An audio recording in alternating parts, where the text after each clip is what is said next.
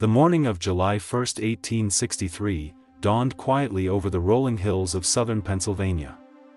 Farmers tended their fields. Shopkeepers prepared to open their doors. Nothing about the sleepy town of Gettysburg hinted that within hours, it would become the stage for one of the bloodiest battles in American history. By the time the sun set 3 days later, more than 50,000 soldiers would be dead, wounded, or missing, and the fate of a divided nation would hang in the balance. How did a small crossroads town become the turning point of the American Civil War? Why do historians still speak of Gettysburg with such reverence, sorrow, and awe? To understand that, we must return to those 3 extraordinary days when courage collided with ambition, and history changed forever. The American Civil War had already raged for more than 2 years. The Confederate Army, led by General Robert E. Lee, had earned a reputation for bold victories despite facing a larger Union force. Fresh from success at Chancellorsville, Lee believed the time had come to carry the war into Northern territory. A decisive victory on Union soil might weaken Northern morale, influence public opinion, and perhaps even convince foreign powers to recognize the Confederacy as an independent nation. Opposing him was the Union Army of the Potomac, now commanded by Major General George G. Meade, who had taken command only days before the battle. Although inexperienced in leading the entire army, Meade faced an enormous responsibility. He had to stop Lee's invasion before it threatened major northern cities such as Baltimore, Philadelphia, or even Washington. Neither commander had planned to fight at Gettysburg. Yet the town's network of roads drew both armies toward the same destination, proving once again that history is often shaped as much by circumstance as by strategy. On the morning of July 1, Confederate troops approached Gettysburg, expecting little resistance as they searched the area for supplies. Instead, they encountered Union cavalry under Brigadier General John Buford. From the ridges west of town, Buford studied the approaching Confederates and immediately recognized the importance of the high ground south of Gettysburg. If his men could delay the enemy long enough, Union infantry might arrive in time to secure those commanding positions. The cavalry fought stubbornly against overwhelming numbers. Their carbines cracked across fields and fences as wave after wave of Confederate soldiers advanced. Dust filled the summer air. Horses thundered through orchards while officers shouted commands over the deafening roar of gunfire. Hours later, Union infantry under Major General John Reynolds reached the battlefield. Reynolds personally directed his troops into action but was struck and killed almost immediately. His death stunned the Union ranks, yet his soldiers continued to fight with determination. Throughout the afternoon, more Confederate reinforcements poured into the battle. Under relentless pressure, Union forces were gradually pushed back through the streets of Gettysburg in chaotic fighting. Civilians watched in terror as wounded soldiers stumbled between homes and churches transformed into makeshift hospitals. By evening, the Union Army had withdrawn to a strong defensive line stretching across Cemetery Hill, Cemetery Ridge, and the rocky heights of Little Round Top. The Confederates had won the first day's fighting, but they had failed to seize the commanding high ground. That missed opportunity would haunt them. As darkness settled over Gettysburg, campfires flickered across the hills. Both armies hurried to reinforce their positions. Nearly 160,000 soldiers now stood within a few miles of one another. Everyone sensed that something far greater than a simple battlefield victory was at stake. The second day began with uneasy silence, broken only by the distant rumble of artillery being moved into position. Lee believed the Union flanks could still be crushed before Meade fully strengthened his defenses. He ordered coordinated attacks against both ends of the Union line, hoping to overwhelm it through sheer pressure. The fighting soon erupted with terrifying intensity.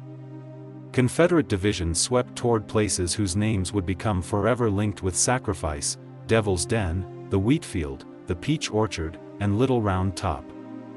Among these desperate struggles, Little Round Top proved especially critical.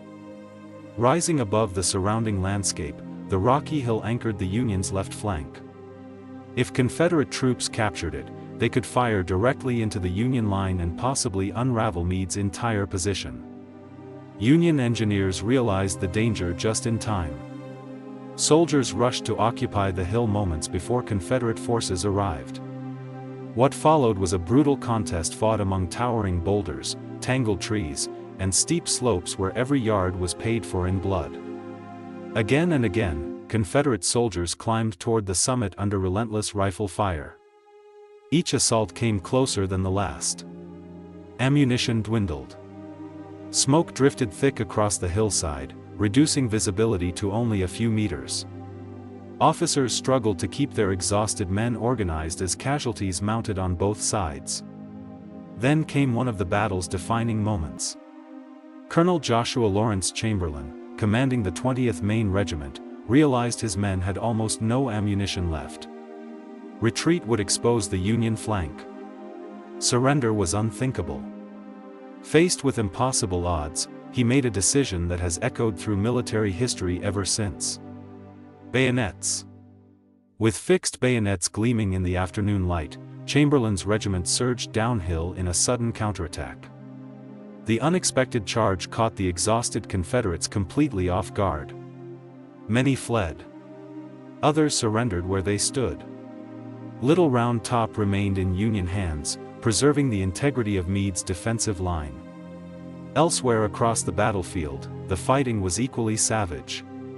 Fields of wheat were flattened by musket fire. Peach orchards became scenes of unimaginable destruction. Stone walls and fences changed hands repeatedly as soldiers fought at point-blank range. By nightfall, thousands more had fallen, yet neither army had achieved a decisive breakthrough. As darkness returned to Gettysburg, the battlefield fell eerily quiet. The cries of the wounded echoed across the hills, while both commanders prepared for what each believed would be the final, decisive day of battle. Dawn broke on July 3 beneath a veil of smoke that still lingered over Gettysburg. The fields were scarred with shattered fences, abandoned weapons, and the bodies of thousands who would never return home. For 2 days, the Union line had held. Yet General Robert E. Lee remained convinced that victory was still within his grasp. Lee believed the Union center, stretched along Cemetery Ridge, had been weakened by the furious fighting on both flanks. If a massive assault could break through that center, the entire Union army might collapse. Several of his senior commanders expressed doubts. The ground was open, the distance was long, and the Union artillery overlooked every approach. But Lee was determined. The fate of the campaign would rest on one final gamble. Shortly after 1 o'clock in the afternoon, the silence was shattered. Nearly 150 Confederate cannons erupted at once in one of the largest artillery bombardments ever seen in North America. The earth trembled beneath the explosions. Shells screamed through the air before crashing into fields, trees, and defensive positions. Smoke rolled across the landscape so thickly that entire batteries disappeared behind a gray curtain. Union guns answered with a thunderous barrage of their own, turning the peaceful countryside into an inferno of iron and fire. For almost 2 hours, the duel continued. Soldiers hugged the ground, praying that the next shell would not land beside them. Horses panicked. Limbs of ancient trees were torn away. The deafening roar could be heard for miles. Then, as the Confederate cannon fire began to fade, a remarkable sight emerged from the smoke. Around 12,500 Confederate infantrymen stepped forward in long, perfectly aligned ranks. Among them were divisions led by Major General George Pickett, alongside the commands of James Pettigrew and Isaac Trimble. Battle flags fluttered above the columns as drums beat steadily. Officers drew their swords and pointed toward Cemetery Ridge. Ahead lay nearly a mile of open ground. At first, the advance appeared almost majestic. Thousands of soldiers marched with disciplined precision across gently rolling fields beneath the summer sun. But the Union defenders watched from behind stone walls, waiting patiently. Then the artillery opened. Explosions ripped gaps through the advancing lines. Entire groups of men vanished in clouds of smoke and dirt. Still they came. Officers shouted for their regiments to close ranks, and the survivors stepped forward to fill the empty spaces left by the fallen. Soon, Union infantry joined the battle. A wall of rifle fire erupted from Cemetery Ridge. The air filled with lead. Every step forward became more costly than the last. Battle flags changed hands as color bearers fell one after another. The once perfect Confederate formation slowly began to fracture under the relentless storm. Yet astonishingly, part of the assault reached the Union line. Near a small grove of trees and a low stone wall, Confederate soldiers briefly broke through the defenses in desperate hand-to-hand combat. Bayonets clashed. Muskets were used as clubs.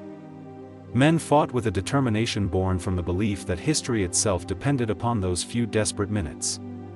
But Union reinforcements rushed into the breach. The breakthrough collapsed almost as quickly as it had begun. Exhausted, surrounded, and suffering devastating losses, the Confederate attackers could go no farther. Those who could still walk turned back across the same open fields they had crossed only moments before. The retreat was heartbreaking. Wounded soldiers struggled after their comrades while artillery continued to strike around them. Many never reached Confederate lines. Watching the survivors return, General Lee rode among his shattered army, accepting responsibility for the failure. According to numerous accounts, he told his men that the defeat was his fault alone. It was a rare moment of humility amid one of the war's greatest tragedies. The Battle of Gettysburg was over. The cost was almost beyond comprehension. Across 3 days of fighting, more than 50,000 men were killed, wounded, captured, or missing, making Gettysburg the bloodiest battle ever fought on American soil. Families across both North and South would soon receive letters that changed their lives forever. Thousands of horses lay dead beside broken artillery.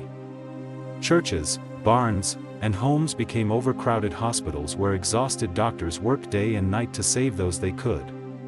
For the Confederacy, the defeat marked the end of its most ambitious invasion of the North. Lee's army retreated back to Virginia, never again launching a major offensive into Union territory. Although the Civil War would continue for nearly 2 more years, the strategic momentum had shifted. From Gettysburg onward, the Union increasingly held the advantage. Just months later, the battlefield became the setting for another defining moment in American history. During the dedication of the Soldiers' National Cemetery, President Abraham Lincoln delivered the Gettysburg Address. In only a few hundred words, he transformed the meaning of the battle from a military victory into a profound statement about equality, sacrifice, and the survival of democracy. His speech ensured that Gettysburg would be remembered not only for its terrible loss of life, but also for the ideals for which so many had fought. Today, the quiet fields of Gettysburg appear peaceful once more. Grass covers the ground where cannons once roared. Monuments stand where regiments made their final stand. Visitors walk paths that were once stained by unimaginable sacrifice. It is difficult to believe that such tranquil hills witnessed such overwhelming violence. Yet the echoes remain. Gettysburg reminds us that history is not shaped solely by famous generals or brilliant strategies. It is shaped by ordinary people placed in extraordinary circumstances: farm boys, teachers, laborers, immigrants, fathers, and sons who found themselves caught in a conflict larger than their own lives. Their courage could not erase the horrors of war. Their victories could not bring back the fallen. But their choices altered the course of a nation and influenced generations that followed. More than a century and a half later, Gettysburg endures as a solemn reminder that the price of division is measured not only in territory or politics, but in human lives. And perhaps that is why its story still resonates today. On those rolling Pennsylvania hills, history did more than record a battle. It revealed the terrible cost of preserving a nation's future, and the enduring power of sacrifice in the face of impossible odds.